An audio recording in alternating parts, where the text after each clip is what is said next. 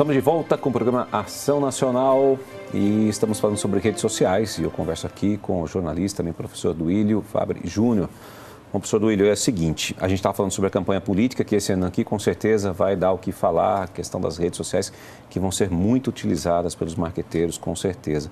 Como é que a gente trabalha nessa questão, envolvendo a questão da fake news, que é uma coisa que está em alta, que todo mundo está dizendo, isso aí é fake news, mas as pessoas às vezes não compreendem o que é fake news.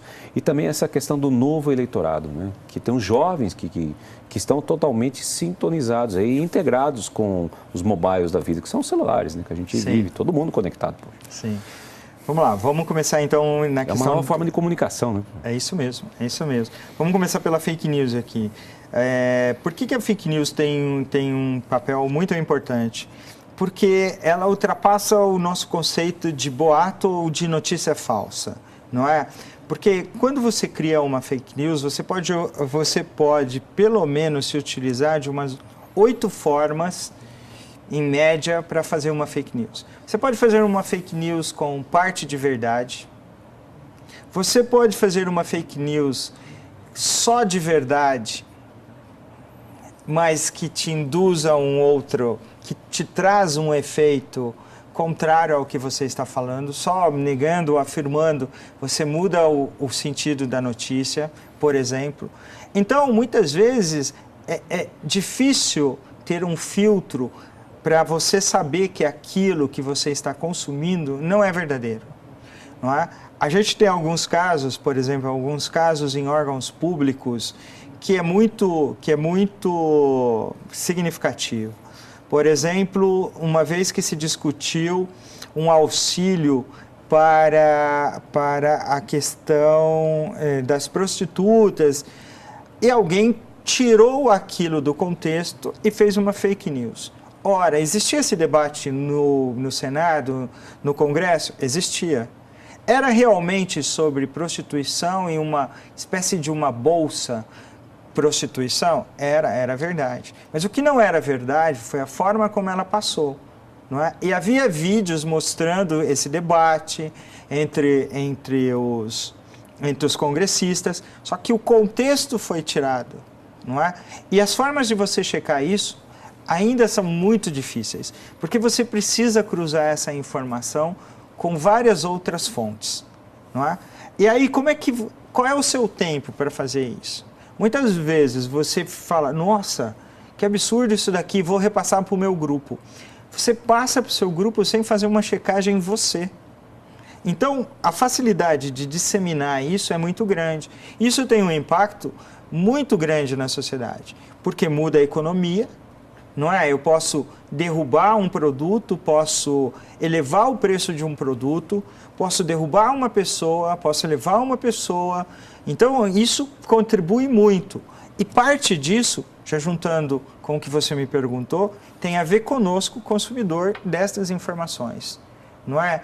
Que, num primeiro momento, temos filtros muito ineficientes, porque não temos tempo para checar, não temos tempo para cruzar essas informações, não são todas as informações que nós queremos cruzar para saber se é verdade ou não, e a gente vai repassando. Isso tem a ver com a facilidade que as redes sociais também penetram nesse novo eleitor. Esse novo eleitor é mais crítico, mas com menos filtro, não é? Ele quer comportamentos novos, ele quer posicionamentos novos, mas ele também não tem uma movimentação nem intelectual, nem social para poder fazer esses cruzamentos de informações. Então, as redes sociais nesta eleição vai ser um fenômeno muito interessante da gente poder avaliá-las, porque o nicho que utiliza as redes sociais é muito grande. O comportamento dessas pessoas foram muito estudados, mas o que ainda a gente não tem são os ativismos que existem nessas redes.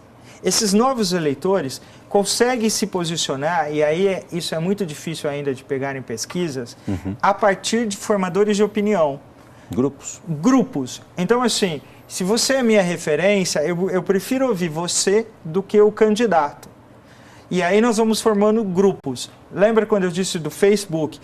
Eu quero pares, eu quero pessoas que pensam. Então essas referências são muito mais fáceis de acontecer. Entre aspas, professor, nós estamos falando de tribos, né? Estamos falando. Não estamos tribo, falando, nichos. Não é? Tribos. Porque, embora pareça uma comunicação de massa, a rede social não é uma comunicação propriamente de massa, ela é de um nicho. Não é? Nicho de quem vive conectado, nicho de quem acha que o contrário de virtual é real, e não é, é offline, porque toda a experiência é real, entendeu? Pessoas que conseguem se balizar em informação e opinião de alguém que ela conhece mesmo, de alguém que está muito próximo. Então, esse novo eleitor também é uma incógnita, não é? E ele está muito mais suscetível às pressões sociais causadas pelo impacto dessas notícias falsas também, não é? Que comprometem muitas vezes o senso crítico dado ao acesso baixo intelectual que nós temos no Brasil, se falando de Brasil. Sim, questão autocrítica, de criticar aquela informação, de querer investigar mais. De poder saber quem foi que falou, em que contexto foi que falou. A gente consome muito rapidamente essas notícias e as espalha muito rapidamente, não é? E esse novo eleitorado tem um perfil de trazer esta questão dos ativismos, dos grupos, das manifestações para a rede, que antes isso era visto nas ruas. E agora a gente começa a ter também esse comportamento. Um outro comportamento que a gente avalia são os haters, que se a gente fosse fazer uma tradução a grosso modo aqui do inglês, seriam os que odeiam. Da mesma forma que eu tenho pessoas que te apoiam, eu tenho pessoas que gastam os mesmos recursos para te odiar. Não é? Exatamente. E esses grupos não apareciam, não é? A gente conhece o usuário mais passivo, o usuário que começa a interagir, mas não, a gente agora está diante de vários outros grupos diferentes que víamos antes na sociedade, nas vias públicas, por exemplo, e agora a gente vê esses comportamentos na internet. Até, professor, uma última pergunta rapidinho para a gente poder encerrar. Aonde nós vamos parar com essa comunicação globalizada? Eu gostaria que o senhor desse uma breve para nós. Difícil fazer uma previsão, né? Porque a tecnologia muda muito a cada minuto. Rápido. O que nós falamos hoje, daqui uma semana, vai ser muito comum, não é? O que nós estamos discutindo aqui sobre ferramentas para vídeo, para edição, vai ser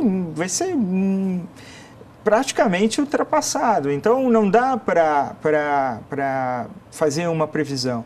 Mas eu penso que os algoritmos, que são esses mecanismos que aprendem sobre os nossos comportamentos, vão ter uma influência e uma presença muito maior nas mediações dos nossos diálogos e mais próximos das plataformas que nós utilizamos.